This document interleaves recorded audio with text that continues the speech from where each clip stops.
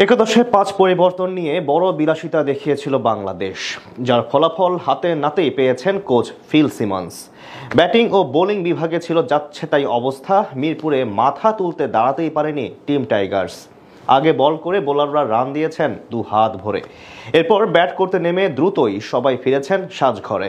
পাকিস্তানের বিপক্ষে বাংলাদেশের এমন বাজেভাবে পরাজয় নিয়েই বাকিটা জানবো রিপোর্টে। একাদশে ৫টা পরিবর্তনই কি কাল হয়ে দাঁড়ালো বাংলাদেশের জন্য? ছন্দে থাকা মোস্তাফিজুর রহমান একাদশের বাইরে, পারভেজ ইমনকেও রাখা হয়নি শেষ ম্যাচে। ভুলভাল 11-এ খেলতে নামার মাশুলে কি গুনল টাইগাররা তৃতীয় টি-20তে? ব্যাটারদের অসহায় আত্মসমর্পণ, যেন মিরপুরের ব্যাটিং উইকেট হুট করে রূপ নিল বোলিং উইকেটে। সুযোগ পেয়ে লুফে নিল পাকিস্তান, এড়ালো হোয়াইট ওয়াশের লজ্জা। সিরিজের তৃতীয় টি-20, মিরপুরের টস ভাগ্য লিটন দাসের পক্ষে।